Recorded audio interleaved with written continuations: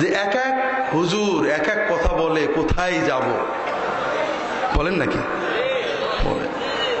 ফুরফুরার মুরিদেরাও বলে নাকি? কারণ ফুরফুরার এক হুজুর এক কথা বলে, আর এক হুজুর কোন দিক যাব বলেন না, বলেন না? মাশাআল্লাহ। আপনি যখন বাজারে যান, বাজারে গেছেন থলে নিয়ে, মাছের বাজারে অনেকগুলো মাছওয়ালা আছে না, আলুর বাজারে অনেকগুলো আলুওয়ালা আছে না? আপনি যখন বাজারে যান, সবগুলো দোকানদার একসাথে, স্যার আসেন, চাচা আছেন, ভাই আছেন, আছেন, আমার কাছে টাটকা আছে, আমার কাছে ভালোটা আছে, আমার কাছে কিন্তু অমুক ধান আছে, অমুক চাল আছে, বলে না, বলে না? তখন আপনি থলেটা নিয়ে আস্তে আস্তে বাড়ির দিকে ফেরেন। এক এক দোকানদার এক এক কথা বলে, কি করব, ঠিক না? বাড়ি চলে যান, ঠিক না? বাজার করেই আসেন, তবে আন্দাজে এক দোকানে ঢুকে নিয়ে চলে আসেন নাকি? যাচাই করেন, প্রথমে দোকান যাচাই করেন, ঠিক না? প্রথমে দোকান যাচাই করেন যে এর ভিতরে কোন দোকানটা ভালো, ঠিক না? ভালো দোকানটা দেখে গেলেন, দোকানদার কি করলো, বলেন যে ভাই 5 কেজি টমেটো নেবো, বড় গাবলা করে 5 কেজি পাল্লাই দিয়ে দিল, আপনি সব নিয়ে নেন। কি করেন? বেছে বেছে নেন। আপনি আলু বেছে নেন, পটল বেছে নেন, পেঁয়াজ বেছে নেন, কাঁচামরিচ বেছে নেন, টমেটো বেছে নেন, ঠিক না?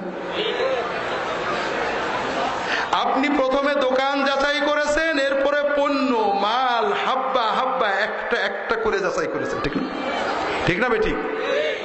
ভালো দোকানদার 12 আনা মাল ভালো দেয়, 4 আনা খারাপ, কাজে ওইটা সহ নেন, ঘটে নাকি? আপনি প্রতিটি মালই যাচাই করে নেন, ঠিক না বেঠিক? তবে ঈমান, ইসলাম এবং জান্নাত আপনি যাচাই করেন না। আপনি বাজারে আলু যাচাই করেন, টমেটো যাচাই করেন, কাঁচা মরিচ একটা একটা করে বাছাই করে কেনেন, কিন্তু আল্লাহর জিকির করতে গেলে, আল্লাহর নামাজ পড়তে গেলে, আল্লাহর ওলি হওয়ার জন্য, আল্লাহর জান্নাতে যাওয়ার জন্য যে মালগুলো কেনেন, এটা দোকানও যাচাই করেন না, পণ্যও যাচাই করেন না। এতে বোঝা গেল আলু, পটল, কাঁচা মরিচের চেয়ে ইমানের দাম, জান্নাতের দাম আপনার কাছে বেশি।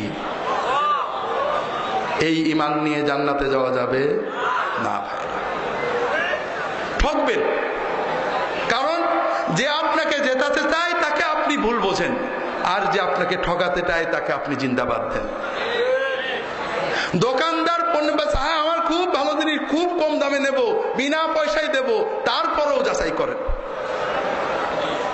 আপনি দুনিয়ায় যখন জমি কেনেন, ঈশ্বরদী জমি কিনবেন, 2 কাঠা জমি, 2 শতক জমি কিনবেন, ভাই জমিটা আমার, এই দেখেন 5 বছর ভোগ করছি, লোকজন সবাই জানে, আমার টাকা দেন, জমি দিয়ে দেবো, দেবেন? কি করবেন? ফটোকপি দলিল হলে হবে? অরিজিনাল দলিল, পিঠ দলিল, পর্চা, নামপত্র, কোর্ট কাছারি করার পরে কিনবেন, ঠিক না? না হলে আপনি ঠকবেন, 1 লাখ টাকা 5 লাখ টাকা ঠকে যেতে পারেন।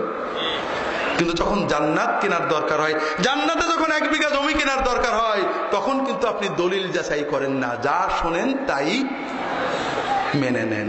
এতে প্রমাণ হলো ঈশ্বরদীর, পাবনার, ঢাকার জমির চেয়ে জান্নাতের জমি আপনার কাছে বেশি দামি, তাই না?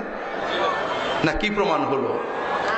যে নিজে যে পণ্যকে দাম দেয় না, সে সেই পণ্য পেতে পারে না। তো ভাইরা, এই ঈমান নিয়ে আল্লাহর কাছে যাওয়া যাবে না।